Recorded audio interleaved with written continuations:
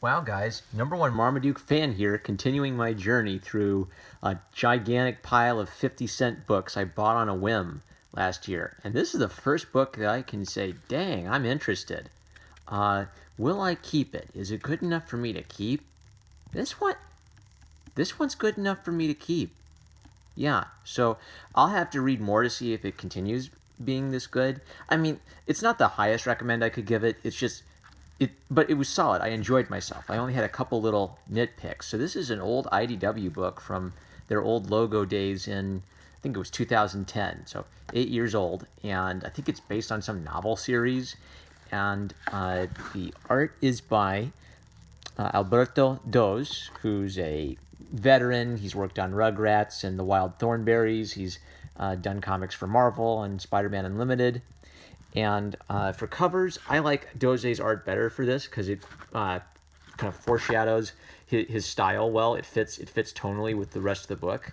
The A cover was done by Pintuera, and it's got this interesting combination of a strong silhouette shape of like a beautiful woman with some realistic digital painting on the inside and some like sketchy sunset painting in the background. I don't like it as much, but it's a much stronger example of kind of that European hyper-realistic digital painting style than, for example, like the Star Wars book currently being published by Marvel. I think that's a weaker example where the realistic style and the cartoony style aren't being united very well. But it uses a really strong outline to make it possible for you to understand, okay, that's a silhouette of a woman. And then realistic painting, you can still appreciate the detail of the realistic painting, but it doesn't, you can still zoom back and then see the other shape too. So it's a bit of a weird bit where I don't know if I'd want to pick this book up and buy it based on the cover, but at least the cover isn't fighting me and chasing me away. I still like seeing the artist from the interiors get to do the front, and both have kind of like this nice, sexy vibe to them. So, let's just do storybook time, and I'll make artistic observations as I go. So, our main character is Felix Gomez, an Iraq veteran who has returned as a vampire. And now to pay the bills, he does sort of Mission Impossible work for the U.S. government as a vampire. And Albert Doz's style is it's realistic but very simplified. So lots of solid blacks and simple shapes and simple lines, which makes it really easy to read. I am very rarely confused. It's just not that pretty or flamboyantly elegant, but it's a great, solid, professional comic book style that I get invested and I just start reading.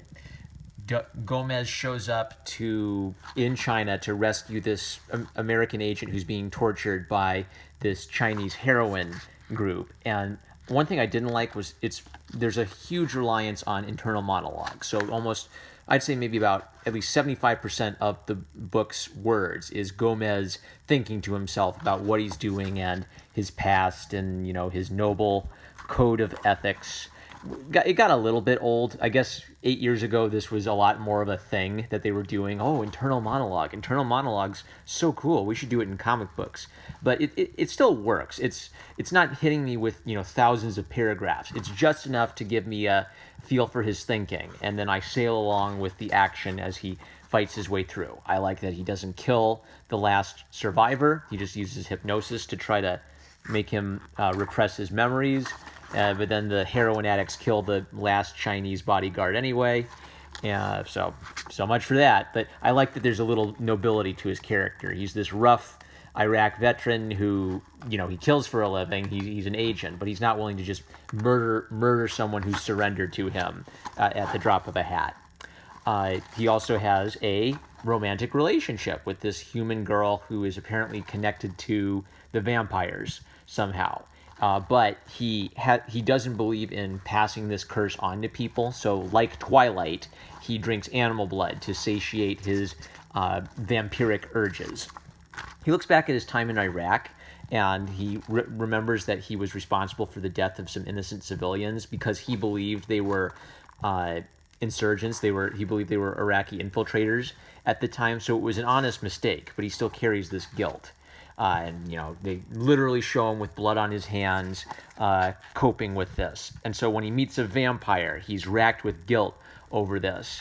And the vampire offers him a chance to die so he can stop experiencing this guilt, or suffer to pay for his guilt. And he chooses to live and suffer, but he has to live cursed as a vampire. And yeah, sexy woman in a IDW book.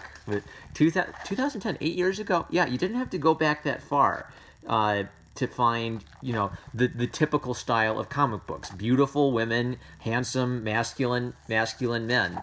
A frequent theme of this channel is I've been arguing that the social justice philosophy, which created social justice warriors, is a lot older than a few years ago. It's older than Twitter. It's at least as old as the 80s, some of the books I've been reading. Really, it goes all the way back to Karl Marx and maybe even before that. But the trend of it creeping its way into comic books is pretty recent, especially IDW. IDW, well, I love their Duck comics, but I haven't trusted or liked anything I've read from IDW that is not one of their Disney comics for the past year.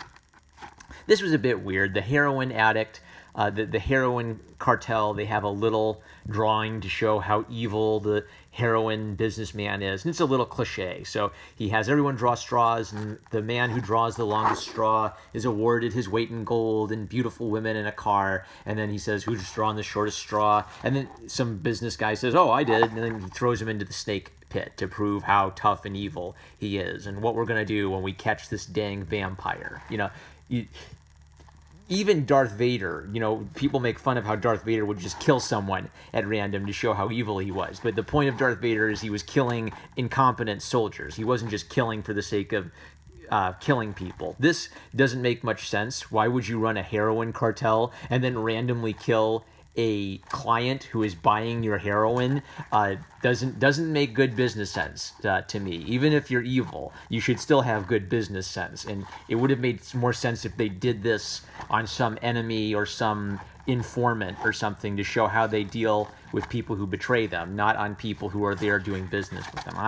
All right, whatever. It shows how evil the heroin cartel is that the soldier has to deal with. Here's another one of those digital paintings. See, there's a bright red outline around this crow, and there's color separation. So if I zoom out, this is mostly blue, little red around the main character, but mostly a red raven, so I can read it as a raven shape with strong outlines to give it extra punch and extra visibility. So this is a good application of that digital painting style plus comics. You still need the clear line, the clear contour line drawing to help visually separate things and give it some extra punch. What's good in painting, a beautiful, realistic painting, isn't necessarily beautiful, easy to read comic book art. Comic book art needs to be read visually and quickly. So this is actually a pretty good example of that.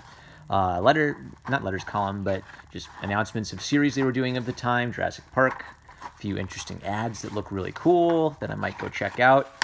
Yeah, this was a lot of fun. My first win out of a whole lot of painful 50-cent books. So where will I go to look for this? I'll try to see if there's a trade paperback of this. Maybe I'll go back to the same comic book shop. I went to Westfield for the big 50-cent sale they did. So I'll go back and see if they have other back issues of Killing the Cobra. But yeah, my very first surprising gem from the 50-cent book. I'm #1 Marmaduke fan. I love you guys. Why don't you like, comment, and subscribe? And I will catch you later.